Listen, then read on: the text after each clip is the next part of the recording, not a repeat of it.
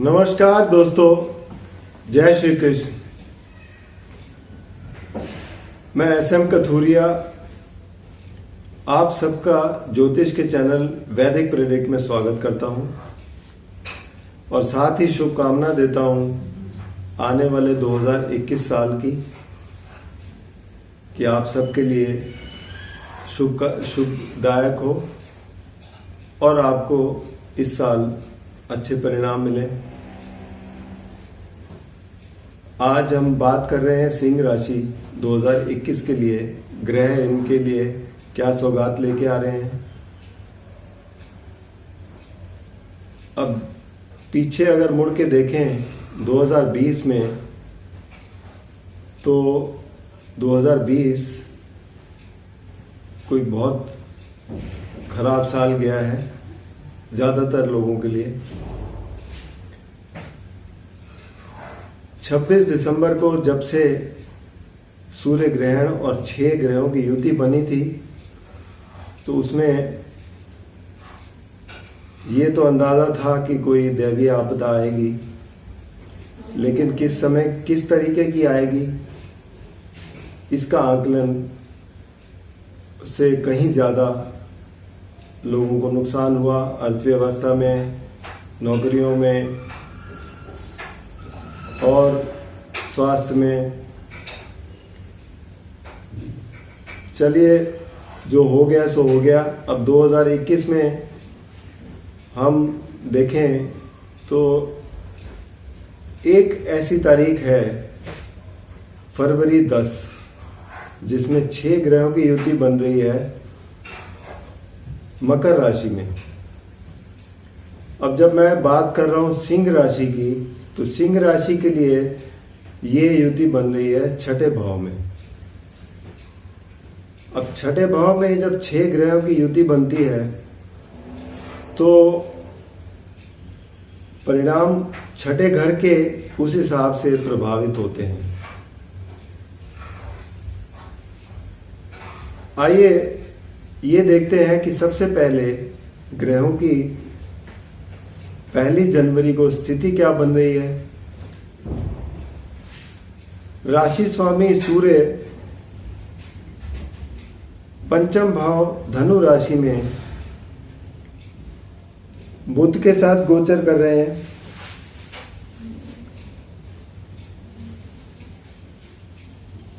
चौथे भाव में शुक्र और केतु हैं।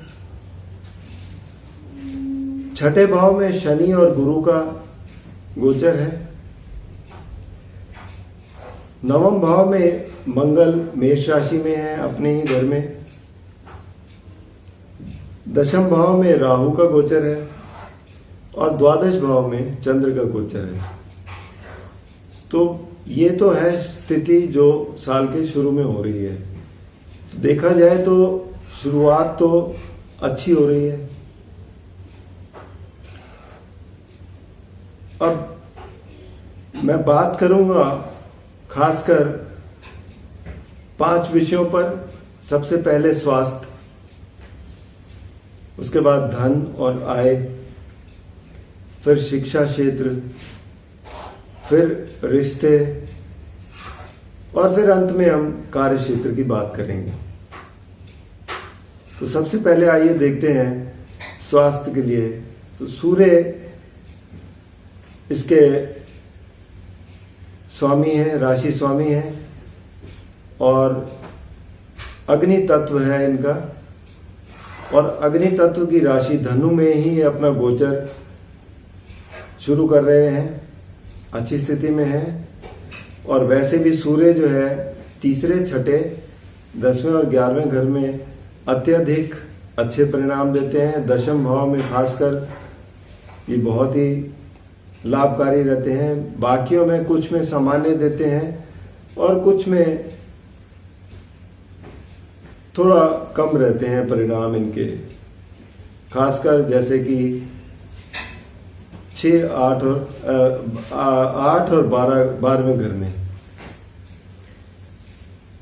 तो कुल मिलाकर इस साल स्वास्थ्य के मामले में आपको अच्छे परिणाम मिलेंगे, कोई चिंता की बात नहीं है। धन भाव और आय भाव, इन दोनों के ही स्वामी बुध हैं। बुध का गोचर भी धनु राशि से शुरू हो रहा है। बुध भी ज्यादातर घरों में अच्छे परिणाम देते हैं, सिवाय उन तारीख को अगर आप नोट करके रखेंगे, क्योंकि बुध जो है वो 20 से 22 दिन जो है साल में 3 बार वक्री होते हैं, और उनकी तारीख अगर आप नोट कर लें तो ये आपके लिए लाभदायक रहेगा।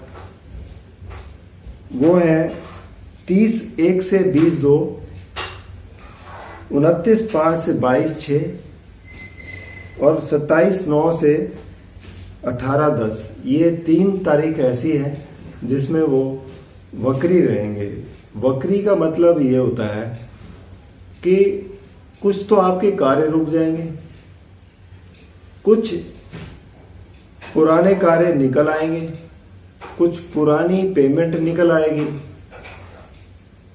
और नए पेमेंट कोई आनी होगी तो वो रुक जाती है। तो इस तरीके के मिले जुले कुछ परिणाम मिलते हैं। तो ये एक सामान्य सी स्थिति है, वरना बुध के जो है परिणाम अच्छे ही मिलेंगे। एक तो ये कि कोई ऐसी स्थिति नहीं है कि इन घरों में जो जिसके मालिक हैं उसमें कोई ज्यादा क्रूर ग्रहों की स्थिति पड़ रही हो। बहुत कम ऐसा वक्त आएगा। तो धन के मामले में, आय के मामले में सिंह राशि वालों के लिए बहुत अच्छे परिणाम मिलेंगे। अब बात करेंगे शिक्षा क्षेत्र की। शिक्षा क्षेत्र में पंचम भाव देखते हैं, चौथे घर से देखते हैं हम जो हायर सेकेंडरी एजुकेशन, और पंचम भाव से देखेंगे हायर एजुकेशन, और जो प्राथमिक शिक्षा होती है वो दूसरे घर से देखी जाती है। तो ज्यादातर हम शिक्षा, बच्चों की सेहत और वो अपनी जो सोच है वो पंचम भाव से ही देखते हैं। पंचम भाव के स्वामी गुरु हैं, जो पंचम भाव के भी हैं, अष्टम भाव के भी हैं। और इस साल वो छठे घर में शनि की राशि में, नीच की राशि में बैठे हैं। इसका मतलब आपके परिणाम में कुछ कमी आएगी। हालांकि अप्रैल से लेके और सितंबर तक ये आपको बीच में कुछ वक्री भी रहेंगे और सप्तम भाव में यानी कुंभ राशि में भी जाएंगे कुछ दिन के लिए। तब थोड़ा सा परिवर्तन आएगा, वरना ये साल गुरु के परिणाम आपको थोड़ा सा 19 से मिलेंगे 20 के बजाय। इस बात का अगर आप ध्यान रखेंगे, विद्यार्थियों को कुछ अधिक मेहनत करने की जरूरत पड़ेगी। बच्चों की अपने गुरुओं का मान करेंगे, उनके साथ कोई वाद विवाद ना करें तो ये अच्छा रहेगा। बच्चे घर में भी माता के साथ, पिता के साथ वाद विवाद ना करें तो ये अच्छा रहेगा। पढ़ाई में उनको जो मेहनत करनी है वो तो करनी ही है, उसके परिणाम उस हिसाब से शायद ना आ पाए, लेकिन फिर भी अगर आप मेहनत करेंगे तो आपको मिलेंगे। जितनी मेहनत करेंगे उतना अच्छा परिणाम मिलेगा। बात करें अब रिश्तों की। रिश्ते जो अपने घर के जो क्लोज रिश्ते होते हैं उसे दूसरे घर से देखा जाता है। अब दूसरा घर यहाँ पे बुध का है, नहीं बुध का, हाँ बुध का ही है। तो बुध का इस साल अच्छा ही, क्योंकि गोचर है, यहां पर कोई क्रूर ग्रह की दृष्टि नहीं है, तो ये आपके रिश्ते अच्छे रहेंगे। साथ ही में चौथा घर अगर देखें तो चौथा घर वृश्चिक राशि है मंगल की। मंगल अपना गोचर मेष राशि से शुरू कर रहे हैं, नवम भाव से। उनकी भी स्थिति बड़ी अच्छी है, सिवाय वो तारीख जब मंगल कर्क राशि में होंगे तब थोड़ा परिणाम में कमी आएगी, या 10 अगस्त से लेके और ये नवंबर मध्य तक जब अस्त रहेंगे तब ये आपको परिणाम में कमी दिखाएंगे। उस वक्त अगर आप कोई प्रॉपर्टी डील कर रहे हो, वाहन खरीद रहे हो, तो रुक जाएं, क्योंकि केतु पहले ही चौथे घर में बैठे हैं, तो नकारात्मकता आ जाएगी, नुकसान होने के पूरे चांसेस रहेंगे। तो ये इस बात का ध्यान रखेंगे, आपके लिए अच्छा रहेगा। सप्तम भाव की बात करें तो यहाँ शनि स्वामी है, और शनि जो है सारा साल कर्क राशि में यानी छठे भाव में रहेंगे, मकर राशि में रहेंगे। मई 23 से 11 अक्टूबर तक ये वक्री होंगे। जब ये वक्री होते हैं छठे घर में, तो सप्तम के भी परिणाम को प्रभावित करेंगे। तो जो रिश्ते हैं उनमें भी कुछ बदलाव आएगा। कहीं अगर आप आगे बढ़ रहे होंगे तो थोड़ी रुकावटें आ सकती हैं। व्यवसाय में कोई अगर आप डील करने जा रहे हैं तो कोई उसमें रुकावट आ जाएगी। इन तारीख को अगर ध्यान में रख के चलेंगे तो आपको कोई दिक्कत नहीं होने वाली। बाकी शनि क्योंकि अपनी राशि में बैठे हैं तो कोई नुकसान तो देंगे नहीं। हाँ, आपको यह है कि दुश्मनों से जरूर बचाएंगे, आपका नुकसान होने से बचाएंगे, छठे भाव में बीमारी से बचाएंगे, ऐसे परिणाम हैं इनके। अब बात करें आपके कार्य क्षेत्र की, तो कार्य क्षेत्र में यहां पर शुक्र की राशि है। शुक्र का वैसे तो गोचर में ज्यादातर घरों में अच्छा ही परिणाम मिलता है, लेकिन जिन तिथियों में शुक्र जो है अस्त होंगे सूर्य से, वो कौन सी है? शुक्र अस्त हो रहे हैं 15/2/2021 से 17/4/21 तक। जब ये अस्त होंगे तब यहां पर आपको कार्य क्षेत्र में रुकावटें आएंगी। आप काम अच्छा कर रहे होंगे तब भी आपको कुछ ना कुछ दुष्ट या आपकी निंदा होगी। इन दिनों में आपको सावधानी रखेंगे, खासकर वो लोग जो लोग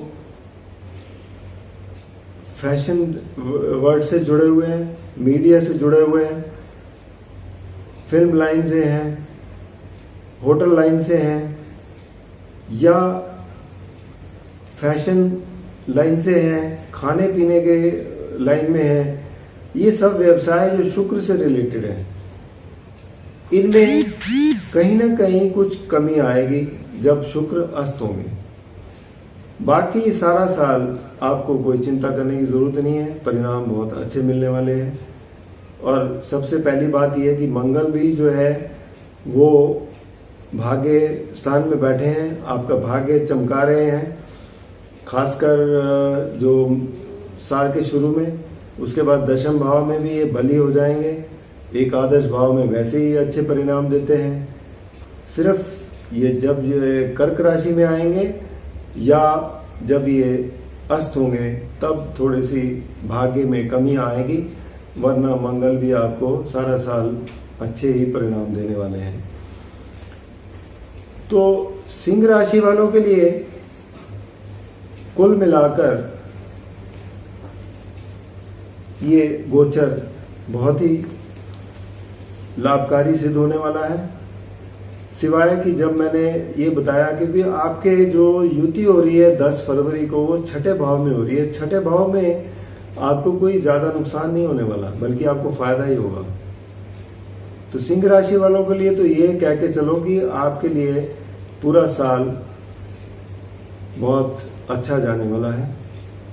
2021 आपको फिर से एक बार शुभकामनाएं देते हुए, और उपाय के तौर पर सिंह राशि वाले रविवार को व्रत रखें, गुड़ और अनाज का दान करें, सुबह रोजाना सूर्य को अर्घ दें और गायत्री मंत्र का जाप करें या आदित्य हृदय स्रोत का जाप करें, तो ये आपके लिए बड़ा ही लाभकारी रहेगा। इसके अलावा अगर व्यक्तिगत रूप में कोई समस्या आ रही है तो अपनी जन्म तारीख, समय और स्थान बताकर आप नीचे दिए नंबर पर संपर्क कर सकते हैं या फिर vedicpredict.com पर लॉगिन कर सकते हैं। और आपसे एक रिक्वेस्ट है कि अगर आपने मेरे चैनल को सब्सक्राइब नहीं किया तो कृपया सब्सक्राइब कर दें ताकि आने वाली सब वीडियो आप तक पहुंच सकें, और अपने मित्रों और रिश्तेदारों में भी इसको शेयर करें और बेल आइकन दबाना जरूर दबाएं ताकि आपको सीधा पहुंच सके। धन्यवाद।